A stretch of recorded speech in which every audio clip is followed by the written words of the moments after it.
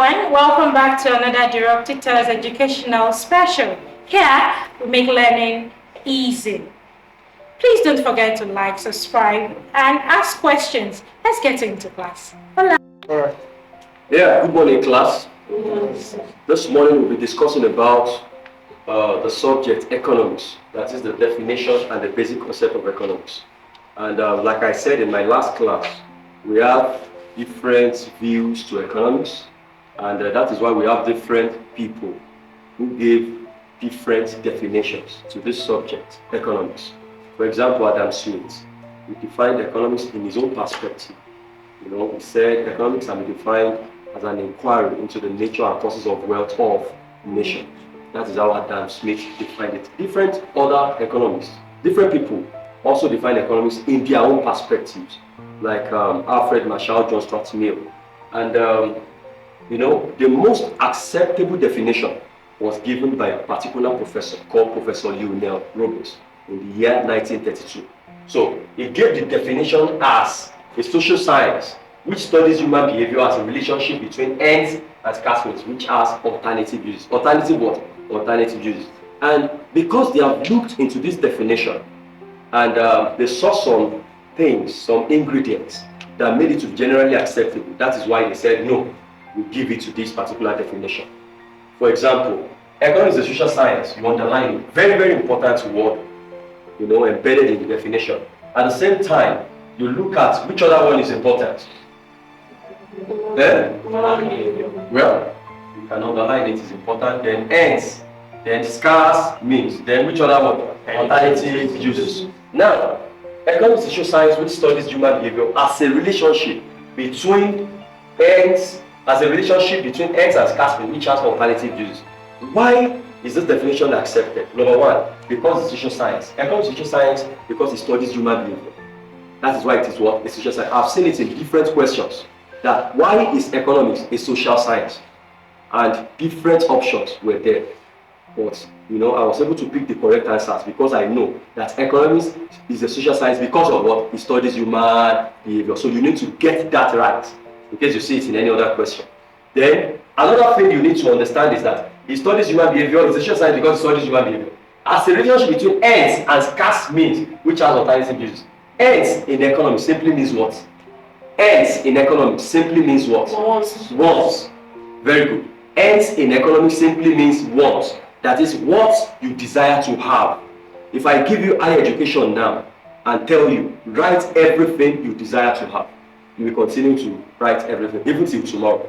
You can pause in between, but you still continue to write. Not because of it, because your wants and what are unlimited. Particularly some textbooks will tell you that your wants are insatiable. Because you need to understand this concept very well. So in any form they bring it to you, you'll be able to crack it. That this is what they are trying to say, and at the same time you'll be able to give them the correct answer. So your wants are what? Unlimited. And some textbooks will also tell you that they are insatiable. And it's true, your wants are unlimited.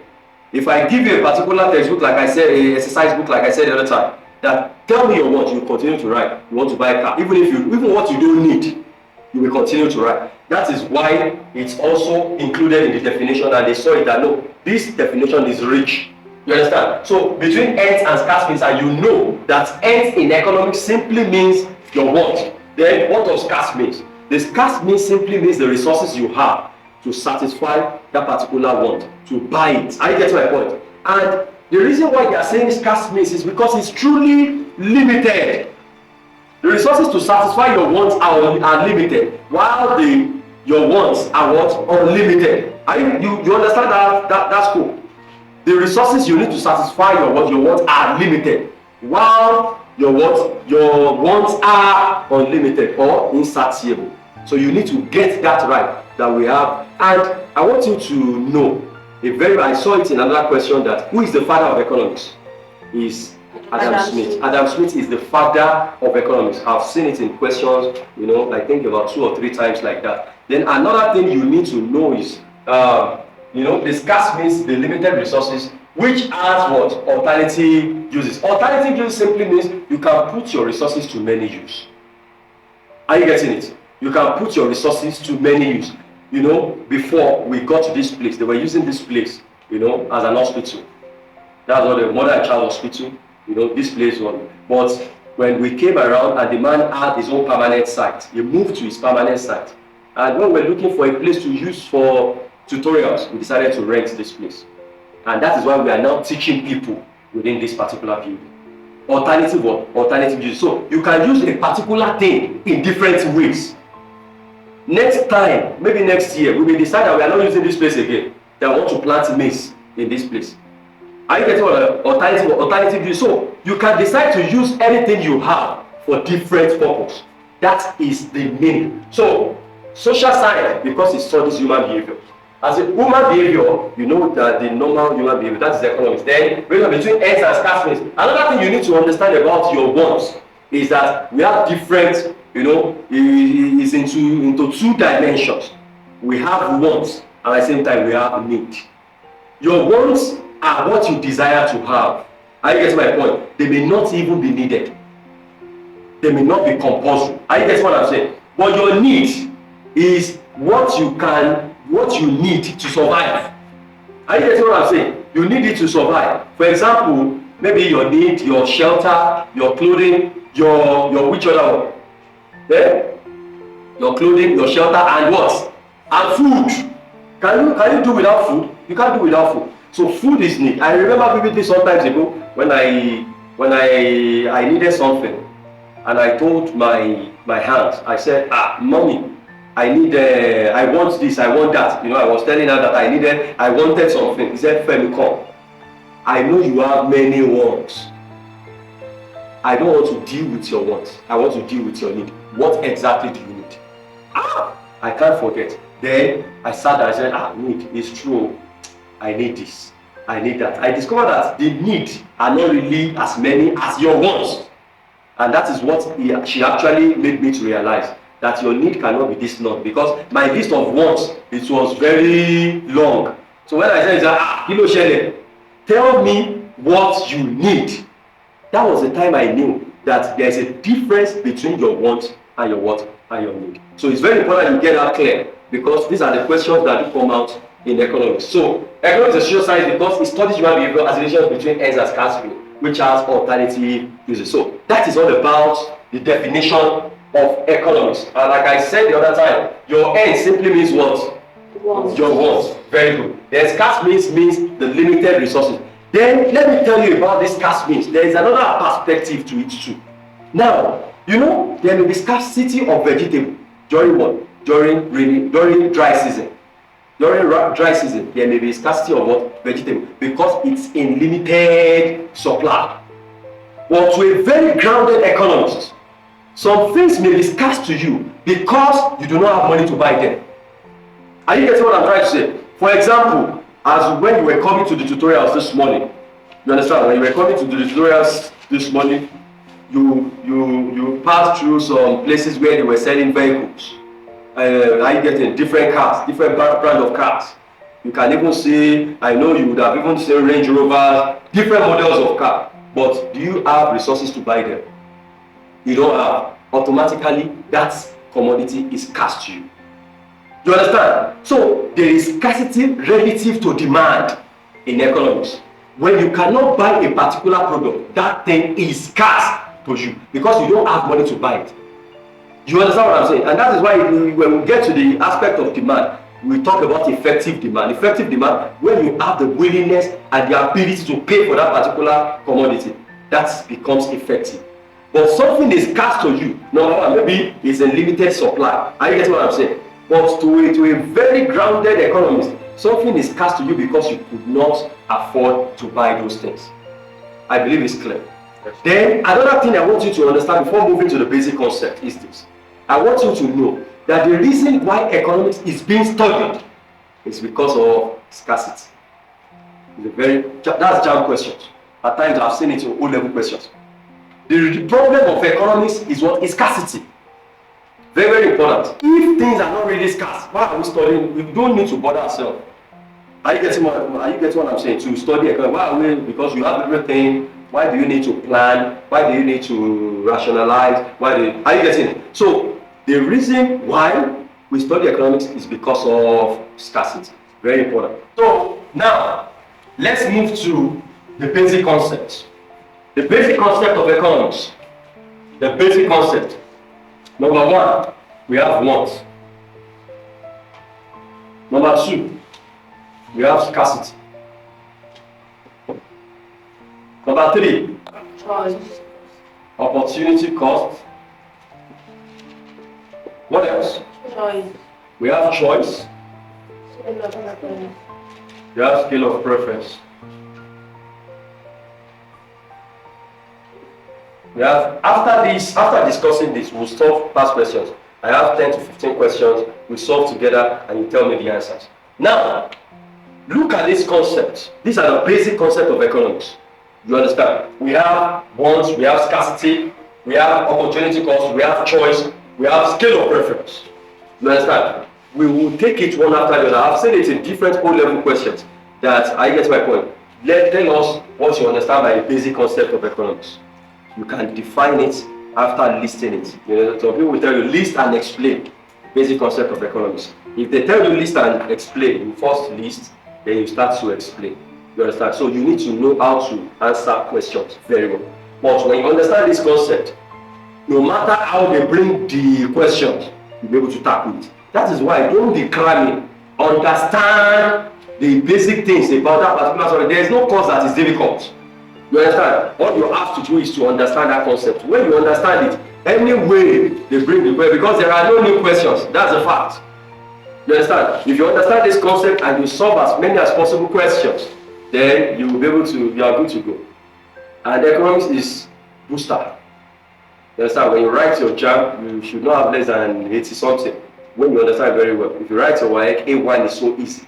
Because when you calculate, you get the right answers. You understand what I'm saying? So now, wants.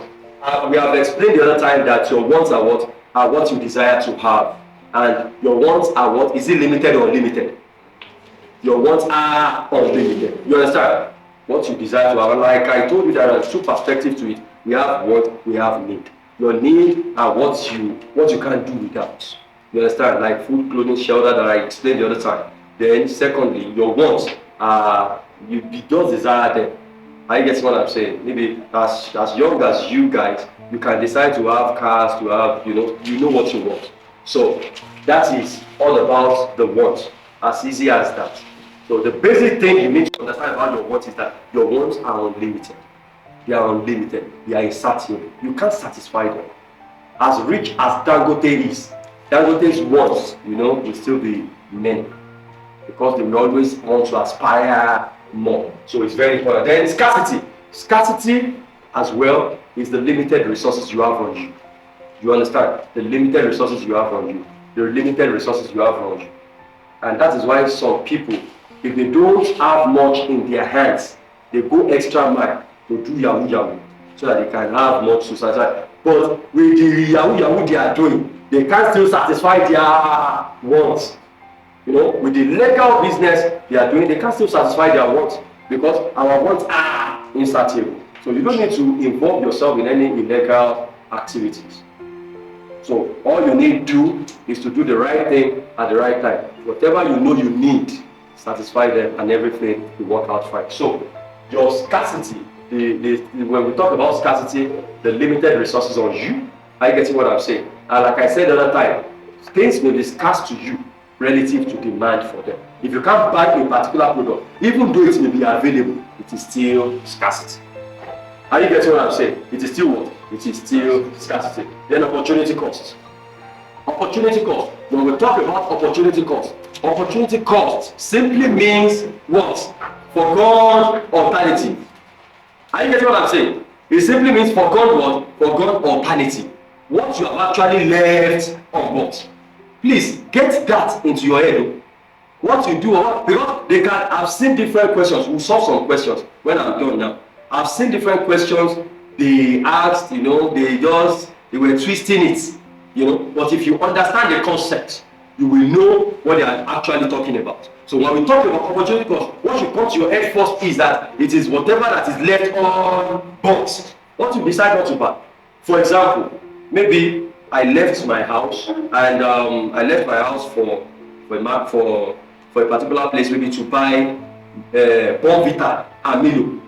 You understand? And peradventure maybe they were selling Bonvita 2,000 naira, Milo 2,000 naira, and I left home with 4,000. At least, leaving my house, I know by the time I'll be coming back, I'll come back with Bonvita and Milo because it is 2,000. But because of inflation, I increase in price. I got to the market, and on getting there, they told me that the Milo is now 3,500. Bonvita is now 3,500. Can you imagine? So how many will I be able to buy? One. I'll just be able to buy one. I'll be able to buy Milo or Bonvita. That is my choice. It depends on my choice this time around. So by the time I bought Milo, what is my opportunity cost? My opportunity cost is Bonvita. I've seen it in a particular question that what is the difference between opportunity cost and money costs? Please don't get it wrong, don't get it twisted. Opportunity cost and what? And money cost. Opportunity cost is what you left on board, while the money cost is the amount you are paying for that particular commodity. Are you getting what I'm saying? The amount, that 3,500 that I paid to the seller. Okay, this is 3,500 now. The 3,500 she collected from me is the money cost. Now, she has Milo, she has Bonvita. But if I decide to go for Bonvita, the Milo I did not buy is my what? Opportunity cost. Hope it's clear. So now, you also need to understand that some textbooks, or you may see it in another place, maybe they don't use opportunity cost. It is also real cost. Some people will even call it true cost. Are you getting it? So because of the jam this year, you may see real cost. You may see true cost. It's only opportunity cost I know. No. Opportunity cost is the same thing as real cost. The same thing as true cost. And at times, they won't even use the three. They will just use the word foregone alternative. You know that foregone alternative is your opportunity cost. So whatever you left on board that you did not buy is what they call opportunity cost. So that is just the concept behind this one. Then choice. Choice is just choosing, from among alternatives. Choice. And everybody has freedom to his or her choice. That is one thing you need to understand about this. Choice. I have my own choice, you have your choice. As we are here now, some people may decide to go to eatery and go and eat while lecture is going on here. That is their choice. In economics, forget about the moral aspect. As long as you derive satisfaction from your particular demand, from your particular whatever you desire, and you are able to get it, that is you are good to go. You get what I'm saying? You are good to go. I've seen someone who said, what they are doing does not concern me. I want to go and drink. And the person left the classroom to go and drink. So an economist, well, if he's going to derive satisfaction from that particular activities, then that is he has made the best choice to him. Because any choice you make must give you satisfaction. That is the concept behind it. Your choice must give you joy. That is the concept behind it. So your choice is when you now decide to choose. The reason why all these things are being taught, are being considered, is because of scarcity. I hope you are getting what I'm saying. It's because of what? It's because of scarcity in the economy. And even we have more than enough resources. What concerns you with choice? Don't just be getting everything. There won't be choice. There won't be scarcity because things will be in abundance. Hope is clear. So choice is choosing from among different alternatives. But at the end of the day, your choice may be different from my choice. My choice may be different from. I've seen a parent who told the child, I want you to study medicine. I want you to study law. And I've seen that, because of out of force, maybe forcing the student, they went to study law. And after getting the degree, are you getting my point? They dropped the BSc somewhere and they went into entertainment. You understand? Choice. So, but we are in a generation where you need to actually, you are free to you are just free to decide for your own. You understand what I'm saying? So anything you choose to do can be explained under concept choice. Then the last concept, which is the scale of preference. Scale of what? scale of preference. Scale of preference simply means ranking of your needs, in order of priority. Ranking of your needs or wants in order of what? In order of priority. Ranking of your needs or wants in order of priority. Are you getting what I'm saying? Ranking of your needs or what in order of priority. What do you need to understand about scale of preference? Under scale of preference, you need to understand that your number one thing you wrote is the most important, while the last is the least important.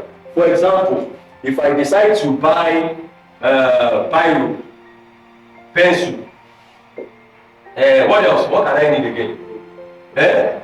Notebook, abi? What else? Maybe eraser. What else? Textbook.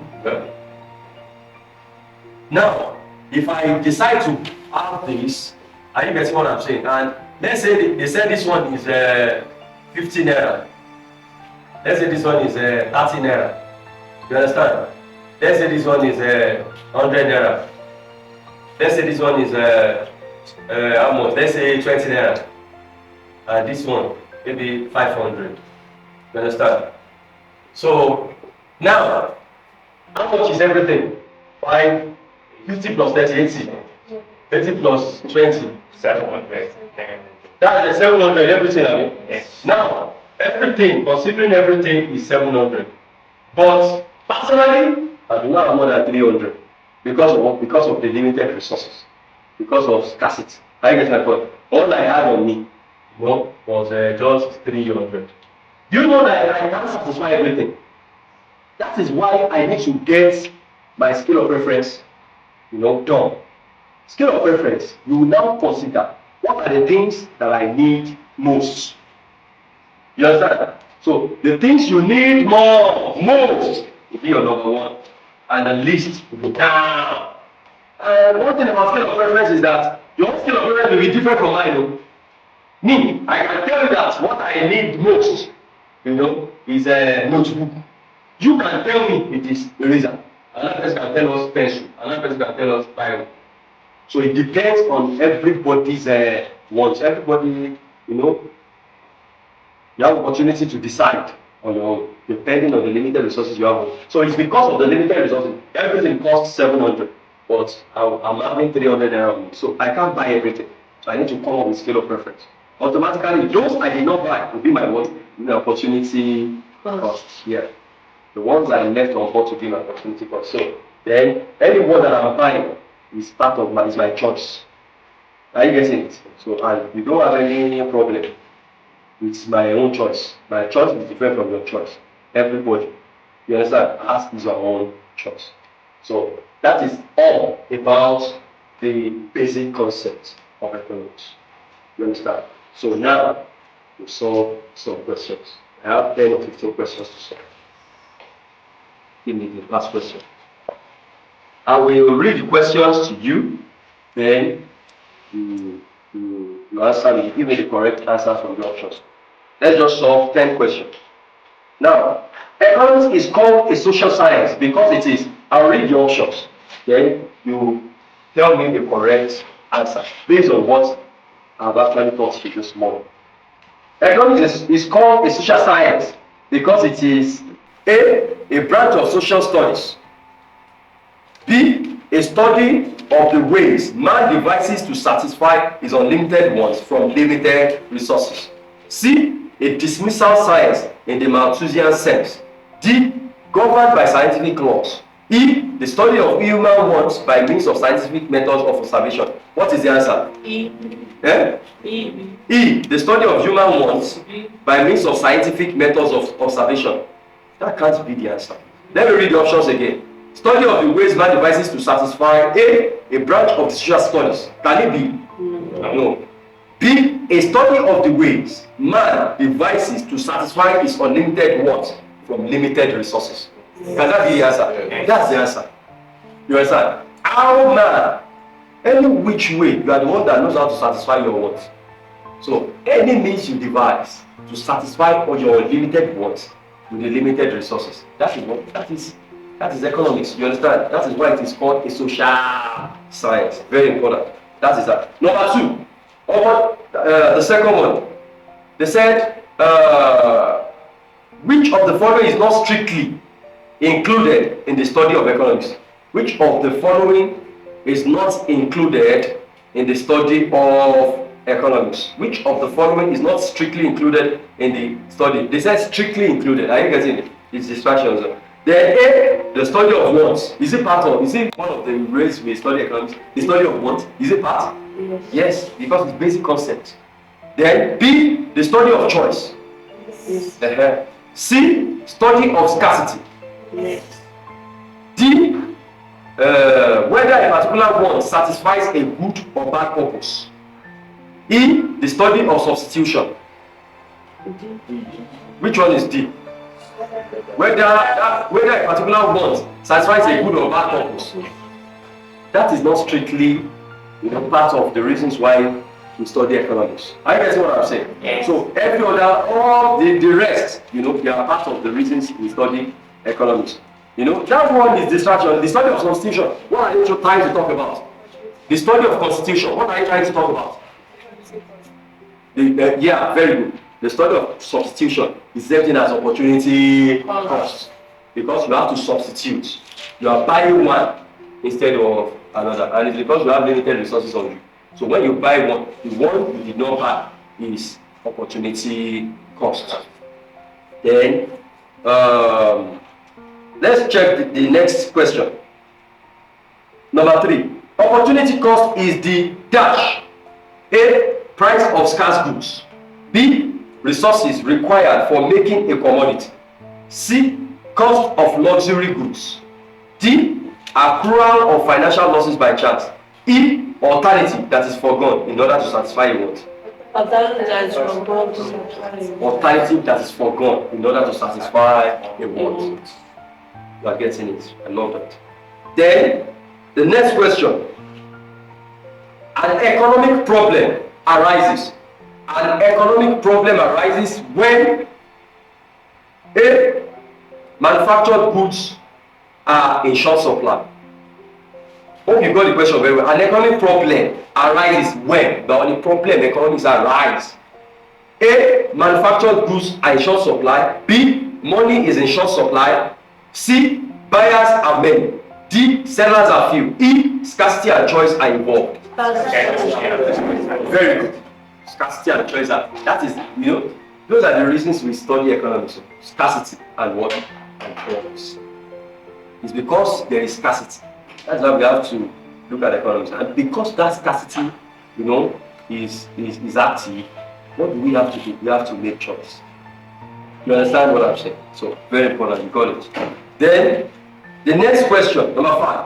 The fundamental problem of economics is A, money. B, poverty. C, unemployment. D, the scarcity of resources relative to want. E, inflation. The scarcity of resources relative to The scarcity is a major problem. Yes, you got it. Very good. Then, which other question? Number 6. If you do not have to give up anything in order to get a particular thing, normally because of the limited resources on you, you can decide to forgo a particular thing to get this thing. But if you do not have to give up anything in order to get a particular thing, then its opportunity cost is A, 0. B, not measurable. C, is price in money. D, infinite. E, equal to 1. 0. 0. Because you do not have to give up anything. So the opportunity cost is 0. I hope you got it. Because you don't need to give up anything. Then the opportunity cost is 0. It's as simple as that. Then the next question. The most basic concern of economists is to A, create human wants. B, satisfy all human wants. C, redistribute income so that it is used correctly. D, create perfect competition. E, study ways of allocating scarce resources in order to satisfy human wants. Study ways of allocating scarce resources in order to satisfy human wants. Thank Thank you for watching. See you in our next class. Do have a wonderful day. Please don't forget to like, subscribe, and share with your friends. Bye-bye.